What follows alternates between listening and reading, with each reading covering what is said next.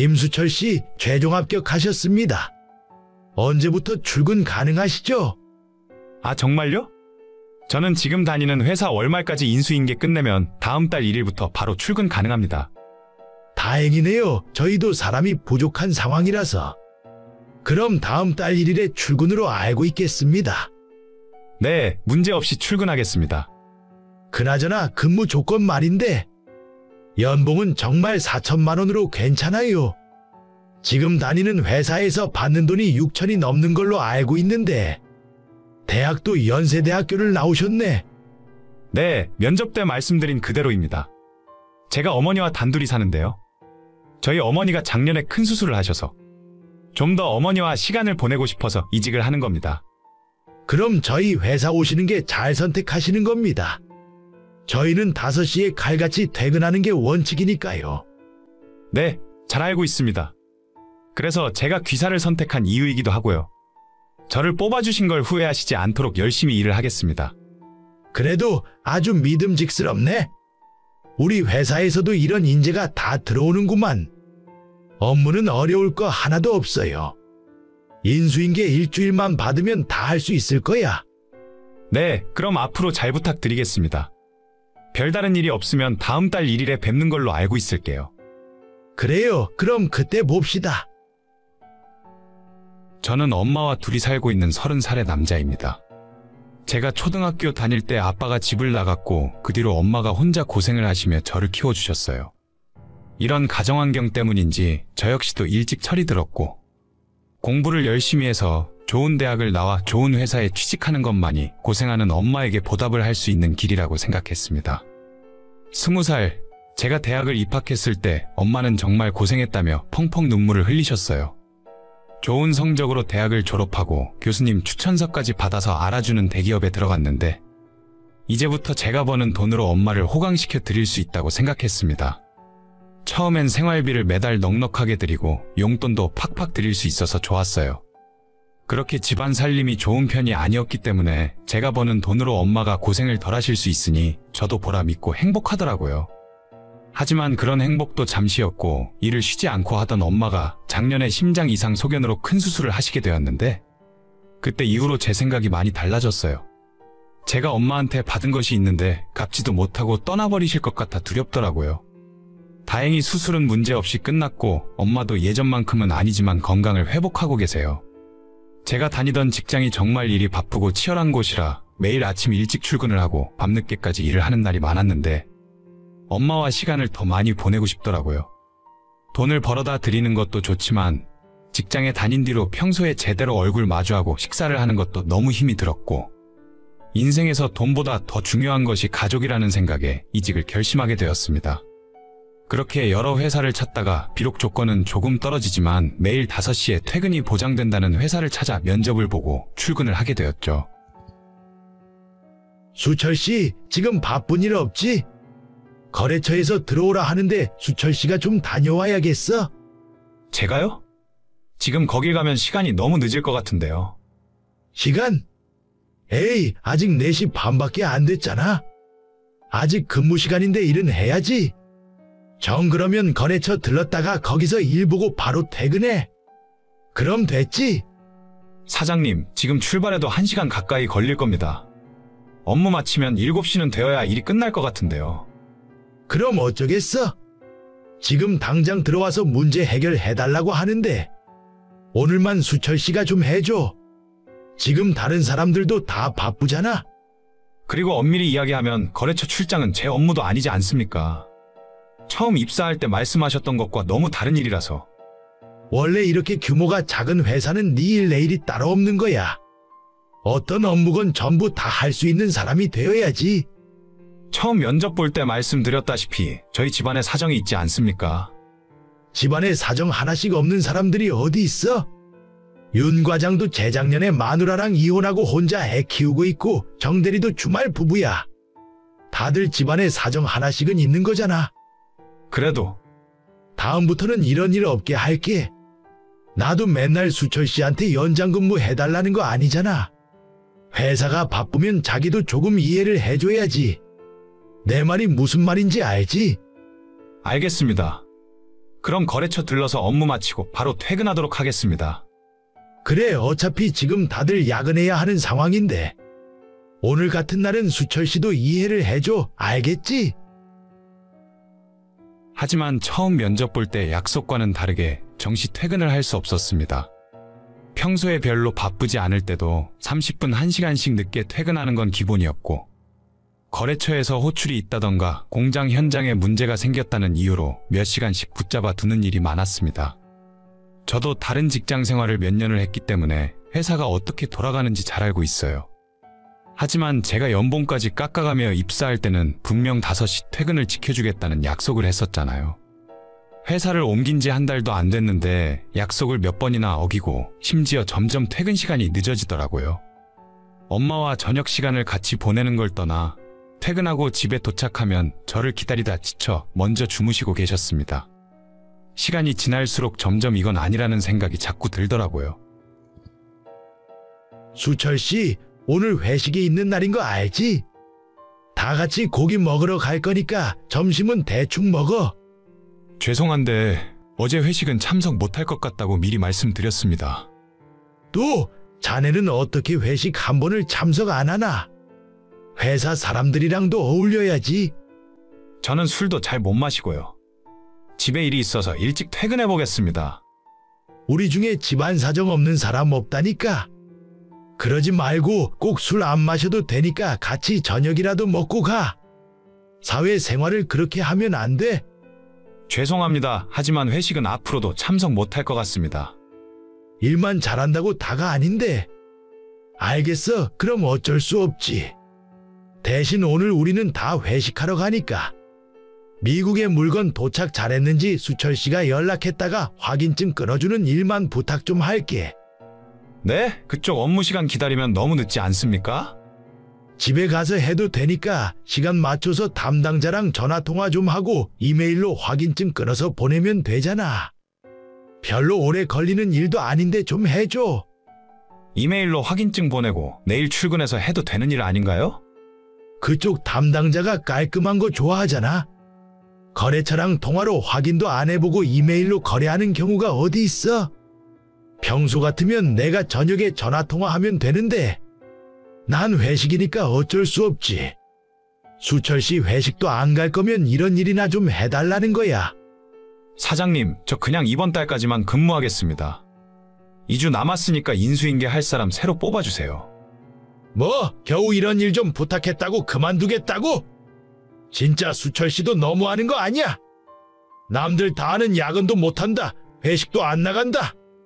다 못한다고만 하면 어떡해? 처음 면접 볼 때 다 말씀드린 부분입니다. 저는 그냥 다른 직장 찾아볼 테니까 저 말고 다른 사람 쓰세요. 아니, 수철 씨처럼 영어도 하고 관련 업무에 능통한 사람을 어디서 뽑으라고? 알겠어. 그럼 회식 가자는 말도 안 하고 야근도 안 해도 돼. 그럼 됐지? 아닙니다. 지난 6개월 동안 생각을 해보니 제가 이 회사와 어울리지 않는 것 같습니다. 저도 뒤에서 저에 대한 말이 나오는 거 알고 있고 업무 외적으로 힘든 부분이 많았습니다. 그냥 제가 이 회사를 나가는 것이 맞는 것 같습니다. 그래도 당장 그렇게 그만두면 나는 어떻게 하라는 거야? 지금 하고 있는 업무를 누군가 넘겨받아서 할 수 있을 때 그만둬야지. 그러니까 빨리 새로운 직원 뽑아주세요. 저는 월말까지만 출근하겠습니다. 연봉 4천만 원에 그런 사람을 어떻게 구하냐고? 수철 씨가 우리 회사 들어오고 외국 거래처가 몇 곳이나 새로 생겼는데 그걸 새로 오는 사람이 어떻게 관리하겠어? 죄송합니다. 저는 진짜 더 못 다닐 것 같아요. 그동안 감사했습니다. 수철 씨, 나랑 이야기 좀 해. 퇴근 시간 보장해주고 연봉을 올려줄게. 이번엔 진짜라니까. 아마도 처음부터 저를 뽑을 때 거짓말을 했던 것 같더라고요. 회사에 입사하고 나니 다들 야근도 많이 하고 쓸데없는 회식도 너무 잦았습니다. 매번 못하겠다고 하는 저를 다른 직원들이 곱게 볼 리도 없었죠. 지금은 그만둔 상태고 지난달부터 외국계 회사에 취직해서 일을 하고 있습니다. 근무 시간에는 정말 정신없이 일하지만 퇴근 시간 정확하게 지키는 게 마음에 들었고 회식하자는 말이 없어서 좋더라고요. 연봉도 훨씬 많고 엄마와 보내는 시간이 늘어서 만족하고 있습니다. 오늘 데이트 즐거웠어. 그럼 우리 이제 정산해야지. 아까 저녁밥값이 4만 원 나왔고 카페에서 2만 5천 원, 영화 보고 팝콘 먹는데 3만 원 나왔거든. 모두 합쳐서 9만 5천 원이니까 내가 좀 더 낼 테니 자기는 4만 5천 원만 보내주면 돼. 알겠어. 지금 오빠 통장으로 입금할게. 근데 매번 만날 때마다 이렇게 따로 돈 보내는 것도 귀찮은데 우리 차라리 그냥 데이트 통장을 하나 만들까? 데이트 통장? 그게 뭔데? 아, 오빠는 모르는구나? 요즘 많이 하는 거라던데 통장 하나 만들어서 둘이서 매달 일정 금액 돈 넣어두고 그 안에서 데이트 비용 쓰는 거야. 그런 좋은 게 있었어? 내일 당장 통장 만들러 가야겠네. 그래, 그럼 매번 데이트할 때마다 영수증 챙겨서 계산 안 해도 되고 오빠도 나한테 돈 보내라 할 필요 없으니까 서로 편하고 좋은 거지. 알겠어. 우리 자기 엄청 똑똑하네. 완전 똑 부러져서 결혼하면 살림도 엄청 잘할 것 같다. 뭐래? 아무튼 오늘 재미있게 잘 놀았어. 저는 29살, 남자친구는 33, 4살 차이 연인이었습니다. 연애를 시작한 지는 1년이 되었는데 남자친구가 조금 다른 사람들과 차이가 있었어요.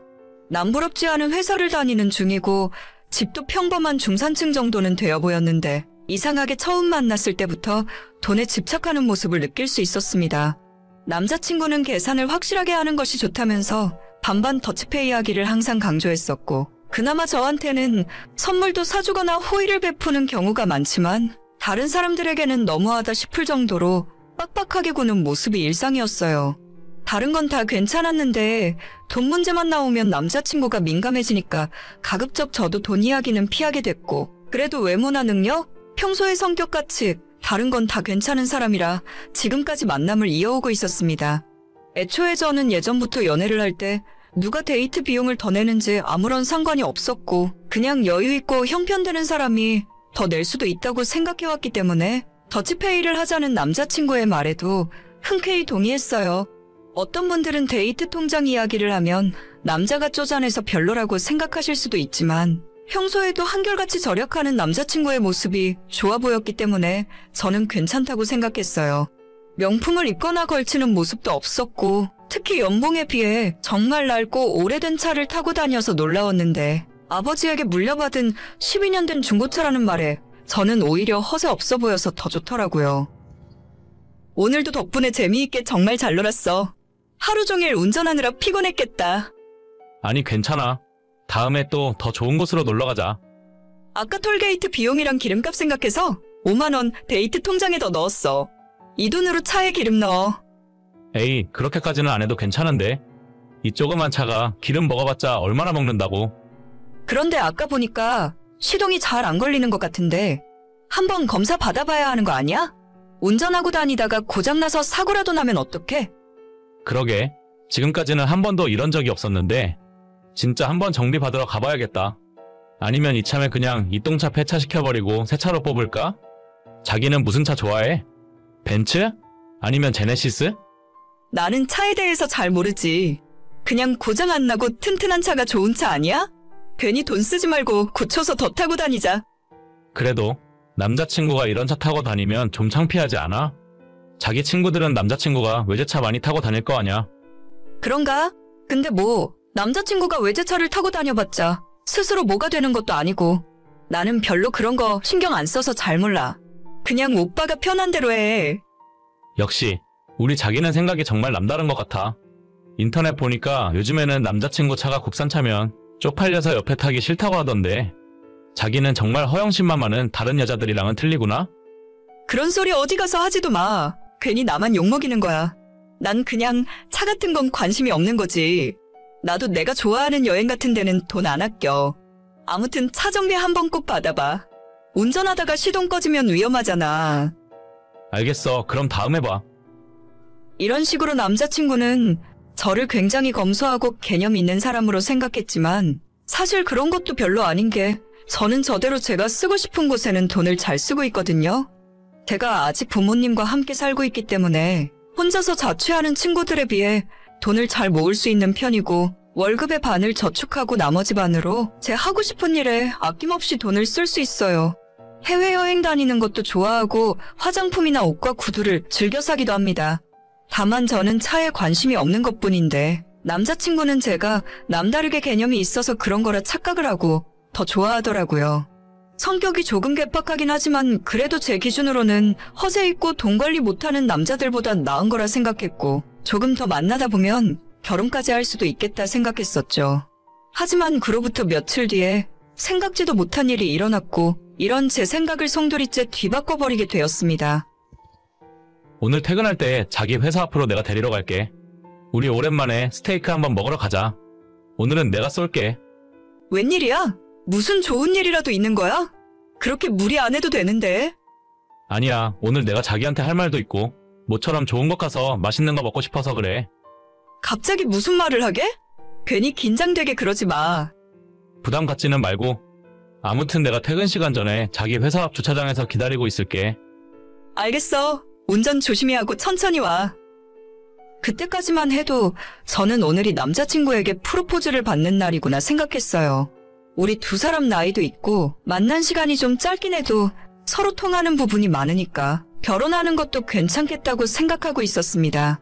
남자친구가 저보다 30분 정도 일찍 퇴근하기 때문에 바로 저희 회사로 찾아오면 제 퇴근 시간보다 10분은 일찍 도착하거든요. 업무를 미리 마무리해두고 사무실 창문 밖을 보면서 남자친구가 언제 오려나 기다리고 있었습니다. 자기, 나 도착했어. 퇴근하고 내려올 때 전화해. 뭐? 벌써 도착했다고? 나 지금 사무실에서 주차장 쪽 내려다 보고 있는데 오빠 차 어디 있는지 안 보이는데? 당연하지. 오늘은 그 똥차 안 끌고 왔어. 까만색 뚜껑 열리는 벤츠 보여? 지금 뚜껑 열고 있으니까 잘 봐봐. 어? 보여. 갑자기 웬 벤츠야? 처음 보는 차네. 원래 이게 내 차야. 너랑 데이트할 때 타고 나갔던 차는 내가 일부러 중고로 똥차 하나 산 거고. 그래? 그럼 오빠 차가 원래 2대야? 응. 요즘은 하도 이상한 된장녀들이 많아서 처음부터 벤츠 타고 나가면 돈 많은 남자 물어서 팔자 고쳐보려는 사람들이 많더라고. 그래서 일부러 똥차 하나 사서 된장녀인지 아닌지 테스트하는 거야.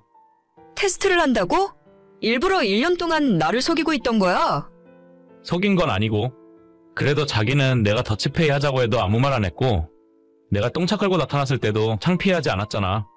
자기는 이 테스트에서 합격한 거니까 영광으로 알아. 앞으로는 데이트 비용도 전부 내가 내고 데이트할 때도 똥차 대신에 내 벤츠 타고 놀러 다니자. 아니 나는 내가 대체 왜 오빠한테 테스트를 당해야 하는지 모르겠는데 만약에 그 테스트에 합격 못했으면 나랑 헤어지려고 했던 거야? 아마도 그랬겠지? 나는 돈만 밝히고 겉모습만 보는 여자는 딱 질색이더라고. 그렇다면 사람 잘못 봤어. 나도 누구보다 돈 좋아하고 사람 겉모습 따지는 여자니까 너한테 지금까지 테스트 받고 있는 줄 알았으면 진작 헤어졌을 텐데 지난 1년 동안 너한테 낭비한 시간이 너무 아깝다. 아니 대체 반응이 왜 이래? 너는 내 테스트에 통과했다니까? 앞으로는 나랑 데이트할 때 돈도 안 내도 돼. 거지 같은 데이트 통장 같은 짓도 그만해도 된다니까. 내가 볼 때 너야말로 가장 겉모습에 신경 쓰고 돈만 밝히는 된장남이야.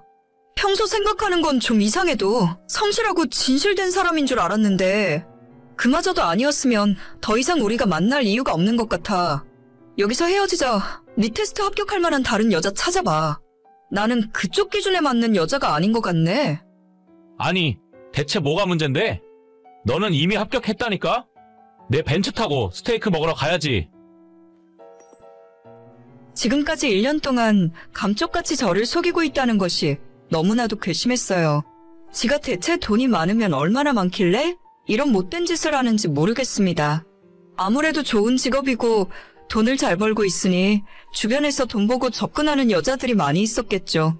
하지만 이런 식으로 1년 동안 거짓말을 하면서 만난다면 그 전까지의 시간이 무슨 의미가 있는 건지 모르겠어요. 아무리 그 의도가 좋다고 해도 저는 그 장단에 놀아줄 생각 없고 제가 누군가에게 테스트를 받을 이유도 전혀 없다고 생각합니다. 합격했다고 하면 제가 감격해서 눈물이라도 흘릴 줄 알았나 보죠? 지금이 쌍팔년도 시절도 아니고 어제까지 멀쩡히 데이트하던 남자가 갑자기 벤츠 타고 나타났다고 어떤 여자가 좋아라 하겠습니까? 그냥 날 가지고 놀았구나, 속았구나 하는 생각만 들겠죠. 뒤늦게 잘못했다고 빌고 저희 회사 앞으로 몇 번이나 찾아왔지만 한 번도 만나주지 않았어요. 절대 다시 만날 생각 없고 저를 1년이나 농락했다는 점에서 다신 이 사람을 믿고 사랑할 수 없을 것 같네요. 오늘의 사연은 여기까지입니다. 구독과 좋아요, 알림 설정은 많은 힘이 됩니다. 다들 행복하시고 좋은 하루 되세요.